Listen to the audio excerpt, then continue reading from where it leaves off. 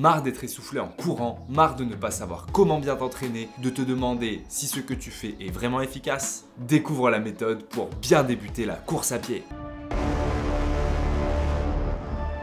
Salut toi, c'est Benjamin Sante et on se retrouve pour une vidéo dans laquelle je te dévoile la meilleure méthode pour débuter la course à pied. C'est celle que j'utilise dans mon programme Réussite Transformation et tu vas voir que cela rend la course à pied super accessible. Si tu veux savoir comment devenir un vrai coureur en un rien de temps, reste avec moi pendant les 10 prochaines minutes. Je te promets des astuces utiles et peu connues qui vont changer ta vie sportive. On va voir les 5 secrets pour bien débuter la course à pied. Allez, on commence sans perdre une seconde. Attends coquin, t'es pas abonné, je le sais. Vas-y, clique. Abonne-toi, c'est rapide et tu verras les prochaines vidéos. Allez, let's go! Étape numéro 1, s'équiper. L'équipement c'est fondamental, t'as pas besoin de dépenser une fortune, mais si tu cours avec tes sneakers, oh mon dieu. Non sérieusement, oublie ça. Pour éviter les blessures et optimiser tes performances, il faut avoir de bonnes chaussures de course. Pour courir sans te blesser, il te faut des chaussures avec une grosse semelle et un bon amorti. Faux! Aujourd'hui, il y a un gros marketing sur les chaussures de course et on pense à tort qu'une chaussure épaisse protège mieux et permet de limiter les blessures. Le problème des chaussures épaisses est que cela affecte la foulée. On perd en sensation, en proprioception et on pose ses pieds un petit peu n'importe comment. Tu vas donc te retrouver à faire une attaque talon super violente sans amortir naturellement et ton corps va prendre de gros chocs. A contrario, quand tu as des chaussures plus fines, tu ressens le poser du pied et tu sens des chocs quand tu poses ton pied un petit peu n'importe comment. Comme tu n'aimes pas avoir mal, enfin je l'espère, Ouch! Tu vas naturellement adapter ta foulée. C'est donc ton corps qui va naturellement amortir, ce qui n'est pas du tout mauvais. Ton corps est fait pour ça. Le pied amorti, la cheville aussi, puis le genou, le bassin et le dos. Et oui, les articulations peuvent encaisser des chocs. Non, il ne faut pas les protéger avec une grosse semelle, cela produit l'effet inverse. Pour expliquer ça aux coureurs, on compare souvent le coureur ultra bien équipé d'aujourd'hui aux membres de la tribu des Tarahumara. Alors là, tu te dis, mais qu'est-ce qu'il me raconte encore? Les Tarahumara sont une tribu au nord du Mexique et ils courent pieds nus ou bien avec des sandales en cuir ultra fines. Ces gars courent énormément, sont super bons et ils ne se blessent presque jamais. En comparaison, des coureurs pros se blessent beaucoup plus, donc ça a forcément interloqué. La raison est simple. Les chaussures. Les coureurs pros ont tous des chaussures avec une semelle épaisse et c'est pas fou. Bon du coup depuis quelques années c'est en train de changer et on va plutôt vers des chaussures fines. Pour en revenir au choix des chaussures, voici mon conseil. Prends des chaussures fines avec un drop faible. Le drop c'est la différence de hauteur entre l'avant et l'arrière de la chaussure. Ensuite, ne garde pas tes chaussures trop longtemps. 1 an c'est bien et en kilomètres 500 km environ. Après ça dépend évidemment des chaussures. Tu peux simplement aller chez Decathlon ou te rendre dans un magasin spécialisé. Dans certains cas, une semelle épaisse peut servir, par exemple si tu as une tendinopathie d'Achille, ou dans d'autres cas, mais ça reste vraiment rare. Alors suis vraiment ce conseil, prends des chaussures fines. Pour la taille de la chaussure, je te conseille de prendre une pointure en plus, tu comprendras en descente. Et pour éviter les ampoules et les frottements désagréables, opte pour des chaussettes de course de qualité. Il y a aussi des chaussettes double peau, donc doublées, mais au début ça servira à rien parce que tu fais pas assez de kilomètres. C'est plutôt pour de l'endurance. Maintenant, si tu as des problèmes de frottement dès le début, je t'invite à prendre de la crème NOC et à t'en mettre sur les pieds de manière régulière, ça t'aidera vraiment. Pour ce qui est de la tenue, prends simplement des vêtements agréables qui sont bien pour faire du sport. Il y a un point auquel on ne pense pas forcément quand on débute, c'est la matière du t-shirt. Le t-shirt peut générer des frottements aux tétons, aux aisselles, et bref, c'est pas forcément agréable. Si tu ressens une gêne, change de matière. Normalement, un synthétique de bonne qualité, ça permet d'éviter tout frottement. Un mauvais synthétique épais, ça gratte. Pour les femmes, une bonne brassière c'est indispensable. Et en bas, pareil, trouve des vêtements dans lesquels tu te sens bien. Pour l'hiver, cuissard obligé. Faire le warrior à courir en short, c'est une bêtise. C'est un risque augmenté de blessures musculaires. Dernier point côté téléphone et montre. Utilise une application sur tes séances, Strava ou autre, pour savoir à quelle allure tu cours et combien de temps tu vas courir, tout ça. Ça te permet d'avoir ta régularité et quelques infos sur tes performances. Sinon, tu peux aussi utiliser une montre GPS, un petit peu plus onéreux. Courir avec de la musique, c'est plus facile, tu peux aussi le faire. Maintenant que tu sais comment bien t'équiper, on passe à l'étape suivante. Courir. On se retrouve tout de suite pour l'étape 2.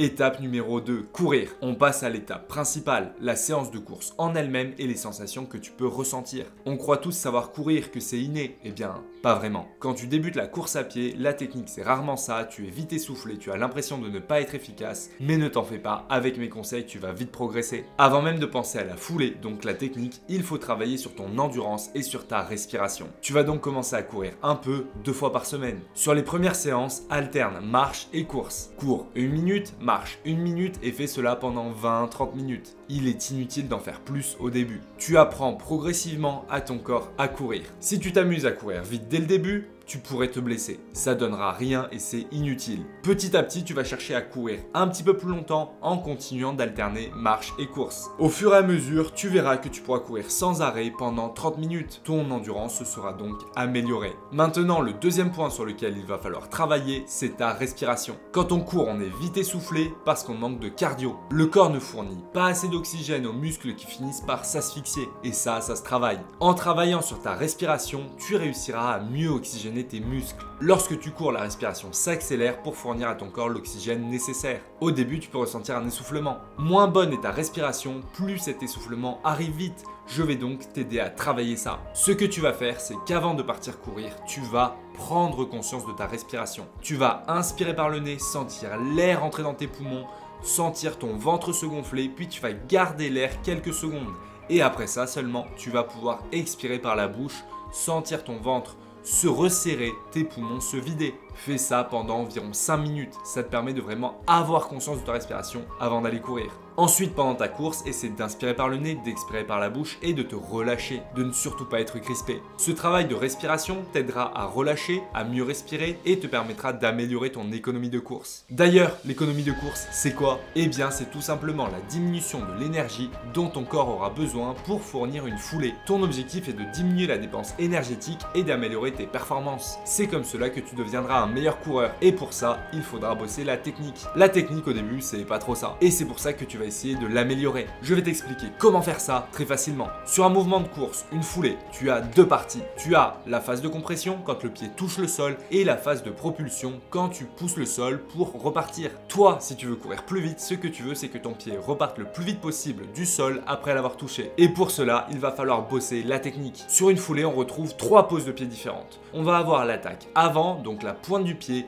l'attaque milieu, médio-pied et arrière du pied, talon. L'idéal pour de la course d'endurance, donc du 10 km, 20 km, c'est d'avoir une attaque médio-pied. En débutant, essaie d'avoir directement une foulée en pose médio-pied. Si tu cours déjà un petit peu, n'essaie pas forcément de changer ta foulée, c'est compliqué. Et si tu débutes, vraiment, travaille en médio-pied. Tu verras, ça t'aidera par la suite. Puis au niveau de la foulée, tu veux aussi avoir une cadence de pas rapide. C'est contre-intuitif, mais c'est ce qui te donnera une meilleure économie de course. Le fait d'enchaîner plus rapidement les foulées avance ton centre de gravité, réduit la longueur de tes foulées et te permet de dépenser moins. Alors attention, on parle bien de cadence et pas de vitesse. En fait, tu vas faire plus de mouvements de jambes, des plus petits pas, tu iras donc à la même vitesse mais avec plus de foulées. Et ça va permettre un effort musculaire moins important parce que tu vas passer moins de temps au sol et tu feras moins de gros gestes d'élongation. On dit qu'il faut une cadence de pas d'environ 180 pas par minute. Je sais que ça te parle pas, mais si tu l'entends, tu t'en souviendras et tu repenseras à ma vidéo. Et pense à t'abonner si c'est pas déjà fait. Bon, c'est bien beau toute cette théorie, mais comment on travaille la technique? Eh bien avec les gammes athlétiques. Parlons-en des gammes athlétiques. Un élément souvent négligé mais pourtant essentiel pour progresser. Les gammes sont une série d'exercices spécifiques visant à renforcer les muscles, à améliorer sa technique et à rendre naturel le mouvement de course à pied. C'est ça qui va te permettre d'avoir la meilleure posture possible pendant la course. Tu vas donc retrouver des petits exercices techniques que tu vas répéter pas mal de fois pour que ton corps enregistre le mouvement et améliore son mouvement. Tu vas retrouver talons-fesses, montée de genoux, etc. Pour un débutant, on va commencer directement par les gammes. C'est intéressant d'en faire et ça te permettra d'avoir une foulée plutôt efficace. On reste sur des gammes simples, pas de griffés ou autres mouvements techniques, vraiment du simple. Tu peux réaliser quelques minutes de gamme dès tes premières séances de course. Tu peux en faire en alternant marche-course sur la partie course. Je te recommande pour commencer 4 mouvements super simples. Normalement, tout le monde peut les faire et les a certainement déjà fait en EPS à l'école. Tu vas avoir les talons-fesses, les montées de genoux, les pas chassés et les foulées bondissantes. L'objectif, c'est jamais d'aller vite, c'est vraiment d'avoir un bon travail technique. Faire des montées de genoux en faisant de grands mouvements, des grands pas, ça sert à rien. Tu dois peu avancer et avoir une énorme fréquence de travail. Tu dois vraiment enchaîner les montées de genoux le plus vite possible en faisant des petits pas. Pareil pour les talons-fesses, cherche à avancer doucement et à avoir une très grande cadence. Pour les foulées bondissantes, tu connais peut-être pas, il s'agit en fait de courir en cherchant à avoir la foulée la plus grande qui soit et en sautant à chaque pas. Donc là en fait tu vas courir avec la cadence la plus faible qui soit en essayant d'aller chercher vraiment loin sur chaque mouvement. C'est un peu comme si tu t'es lancé pour un triple saut ou si tu courais sur la lune. Et les pas chassés, bon tu connais. Les gammes sont un excellent moyen de travailler ta technique de course et de prévenir les blessures. Tu peux les intégrer dans ton échauffement avant chaque séance. Répète chaque exercice pendant environ 20-30 mètres, voire plus si tu veux. Reste vraiment concentré sur ta posture, sur le geste et essaie de travailler à mort la technique. C'est un investissement précieux pour améliorer ta technique et tes résultats. Dernier point sur la course, si tu ressens une douleur ou une gêne anormale, ralentis ou arrête-toi pour éviter les blessures. La course à pied est un sport exigeant mais aussi gratifiant. Prends soin de toi et adapte ta pratique en fonction de tes sensations. Tu connaîtras progressivement ton corps et tu sauras si telle ou telle douleur est anormale. Un bon échauffement limite énormément les risques, alors ne le néglige surtout pas. On en parle après, plus loin dans la vidéo, alors reste bien jusqu'au bout et abonne-toi.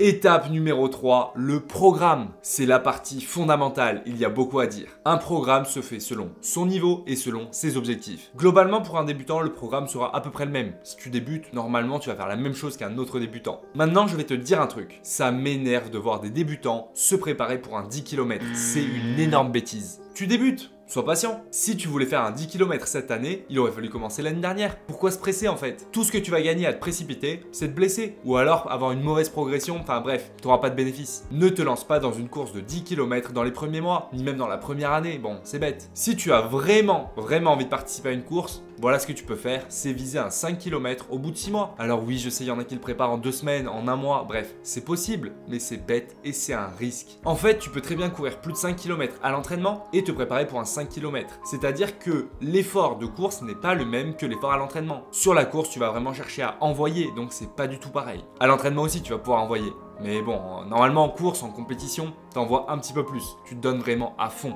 Du coup, tu l'as compris, il faut être progressif. Et pour ton programme, c'est pareil. Si tu fais les choses comme un bourrin, tu te blesseras et tu abandonneras. Et je te vois là, tu as envie de courir vite à chaque séance et tu as envie d'envoyer et tu te dis que courir lentement, c'est pour les papis. Oublie ça. Chaque élève que j'ai accompagné dans mon programme courait vite et faisait des footings à chaque séance. Classique. Dans le programme que je leur ai envoyé, je leur ai mis de l'endurance fondamentale, de la course lente. Et avec mon programme, ils ont bien mieux progressé et je les ai fait courir plus lentement que d'habitude et ça a donné de meilleurs résultats. Si tu veux bien t'entraîner, tu as besoin d'avoir un programme papier ou sur ton téléphone. Enfin, un truc carré qui est concret et que tu peux lire à chaque fois. Voilà ce que tu vas faire. Tu vas prendre une feuille, tu vas préparer ton programme. Tu vas commencer par 2 séances de course à pied par semaine pendant 1 mois. Et tu vas ajouter une séance de renforcement musculaire course à pied. Pendant les séances de course, tu vas alterner marcher-course et courir tranquillement avec pour objectif de courir 30 minutes. Normalement, au bout d'1 mois, tu devrais pouvoir courir 30 minutes sans être essoufflé à une allure tranquille. Si c'est pas le cas, continue encore un petit peu. Après ça, seulement, tu pourras passer à 3 séances par semaine. Pour les 3 séances de course à pied par semaine, tu vas faire 2 séances d'endurance fondamentale, donc de la course très lente. Il faut vraiment que tu sois à l'aise, que tu puisses bien respirer. On va pas parler de VMA ici et de rapport entre l'endurance fondamentale et la VMA, parce que c'est trop compliqué, c'est des notions qui ne sont pas faites pour débuter la course. La mesure de VMA, ça se fait à un plus haut niveau quand tu commences à avoir un petit peu d'expérience. Et sur ta 3e séance, tu vas faire une séance footing, donc tu vas essayer d'accélérer un petit peu plus. Tu vas faire ça pendant environ 4-5 mois. Alors je te détaille un petit peu plus les séances. L'endurance fondamentale, ça a pour objectif de courir vraiment lentement. Tu dois vraiment être à l'aise pour respirer. En fait, ça a pour but d'améliorer ton système cardiovasculaire à l'effort, de fournir plus d'oxygène aux muscles quand tu fais un effort. Il faut vraiment que tu te sentes bien, que tu puisses parler sans difficulté. Tu vas courir comme ça pendant 30 minutes. Après, petit à petit, tu vas pouvoir allonger, monter à 40 minutes. Sur la 3e séance, le footing, là, tu vas faire 10 minutes d'échauffement, donc gamme, tout ça. Et ensuite, tu pars courir pour 20-25 minutes en essayant d'accélérer un petit peu plus. Pour ce type de séance, c'est pas mal d'utiliser une application de type Strava. C'est l'application que j'utilise et tu l'as certainement vu si tu me suis sur Insta. D'ailleurs, suis-moi sur Insta. À la fin de ton footing, tu finis par 5 minutes de course tranquille pour pouvoir récupérer. Voilà pour cette séance. Après, tu vas aussi faire une séance de renforcement musculaire. Bon, pour le renforcement musculaire, je ferai une prochaine vidéo, donc abonne-toi pour pas la manquer. Mais le renforcement musculaire, il faut pas le négliger, c'est indispensable pour bien courir et pour pas se blesser. Alors là, je suis sûr que tu te dis que c'est léger comme programme, que toi tu pourrais courir tous les jours, que tu le sens bien. Ne sois pas arrogant, vas-y progressivement, respecte ton corps. C'est ce qu'il y a de mieux à faire et qui te permettra de progresser au mieux. Ton corps n'est pas habitué et il a besoin de se renforcer, tes articulations ont besoin de temps pour être plus solides. Alors n'en fais pas plus et si tu as besoin de plus te dépenser, tu peux aller aller faire de la natation, du vélo, du rameur, bref, autre chose d'activité cardio. En course à pied, il existe aussi d'autres types d'entraînement comme le fractionné, le fartlek, la course en côte. Ces séances sont super pour progresser, mais ne sont pas destinées à des débutants. Vraiment, si tu es débutant, je te déconseille de faire ces séances. À partir de 6 mois de course, oui, tu vas pouvoir les intégrer petit à petit dans ton programme. Au début, vas-y doucement, respecte ton corps. Vouloir précipiter les choses n'est jamais bon. Et ensuite, n'oublie pas de t'accorder des jours de repos dans ton programme, au moins un par semaine, c'est fondamental. Laisse-toi le temps de progresser à ton rythme et ne te compare jamais aux autres, ça sert à rien. Chacun a son propre parcours et il est important de se concentrer sur ses propres accomplissements. Suis ces conseils, tu n'en progresseras que mieux. Allez, conseil suivant, un indispensable.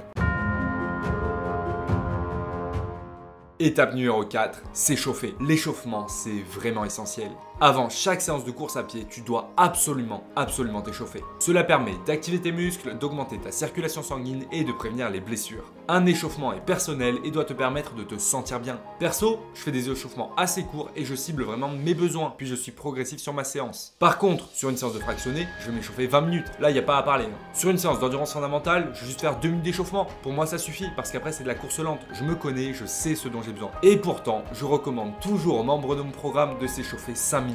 Quand on est peu habitué, qu'on n'a pas encore l'habitude du sport, qu'on connaît mal son corps, il faut vraiment s'échauffer assez longtemps. Un échauffement bâclé sur un effort qu'on ne connaît pas, c'est un vrai risque. Alors je te propose de te présenter l'échauffement classique, vraiment l'échauffement à faire avant chaque séance. Et après, t'en feras ce que tu voudras. Pour faire simple, on décompose souvent l'échauffement en plusieurs parties, articulaire, cardiovasculaire, musculaire et nerveux. Nerveux, c'est du haut niveau, c'est vraiment sentir son corps, ses muscles, bref, là ça ne te concerne pas. Pour la partie articulaire, ce que tu veux, c'est que tes articulations fonctionnent bien. Une articulation, c'est un cartilage sur un os qui touche un autre cartilage sur un os. Si ça frotte, c'est pas bon. Il faut donc produire un liquide lubrifiant, le liquide synovial, qui va venir faire glisser les petits cartilages sur les cartilages. Et pour ça, en général, on fait des petites rotations, donc là, rotation de poignet, bref, de tout le corps. Tu peux faire une dizaine de tours avec chaque articulation, cela suffit à relâcher de ce liquide lubrifiant. Pense aussi à faire des rotations et des enroulements de buste, il faut pas oublier la colonne vertébrale, c'est super important. Tu dois aussi faire des ouvertures de jambes pour bien échauffer tes hanches. Deuxième partie essentielle, l'échauffement musculaire. Je le mets en deuxième parce que pour faire du cardio, il faut déjà que les muscles soient chauds.